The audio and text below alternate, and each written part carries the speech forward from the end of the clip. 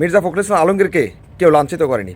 অথচ দেখেন আওয়ামী লীগ কতটুকু এখানে অপমান করছে মির্জা ফখরুলকে, ইতিমধ্যে আপনারা মিডিয়াতে দেখছেন, টিভিতে দেখছেন, বিভিন্ন সোশ্যাল মিডিয়াতে দেখছেন। তো রেজভী সাহেব, এটা কি এআই করা ভিডিও? এটা আপনার কাছে প্রশ্ন রেখে গেলাম। দেখেন আওয়ামী লীগ তাদেরকে অপমানিত করলো, আর এদিকে জামাত ইসলামের ভাইয়েরা তাদেরকে প্রোটোকল দিল, প্রোটেকশন দিল। দেখেন মানে ওই আওয়ামী লীগ কোনো তাকে অপমান করে নাই, এই সমস্ত কথা সে মিডিয়াতে বলতেছে।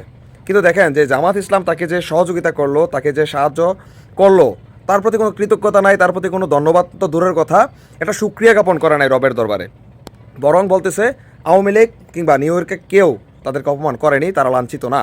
এখন বিষয় হচ্ছে লজ্জার যে ভ্যাকসিনের প্রয়োজন, কিন্তু এই লজ্জার ভ্যাকসিনের প্রক্রিয়া করে তাদের শরীরে যদি ঢুকতো তাহলে হয়তো লজ্জায় মিডিয়ার সামনে কিছু বলতো না। দেখেন যে আওয়ামী লীগ তাদেরকে ওইখানে লাঞ্ছিত করলো এবং জয় বাংলা বললো, শেষ পর্যন্ত জয় বাংলা জয় বঙ্গবন্ধু পর্যন্ত বলছে।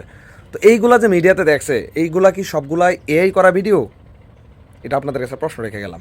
প্রিয় দর্শক শ্রোতা, এ হচ্ছে তাদের অবস্থা। গতকালকে সারাদিন ফখরুল সাহেব, আজকে সারাদিন রেজভী সাহেব, এ হচ্ছে তাদের ধারাবাহিক প্ল্যাটফর্ম। প্রিয় দর্শক শ্রোতা, মানুষ জানুক, মানুষ সত্যটা দেখুক। এটা না জানি কোন সময় বলে যে এটা এআই দিয়ে করা ভিডিও, সেইটা শোনার জন্য মূলত অপেক্ষা করতেছি।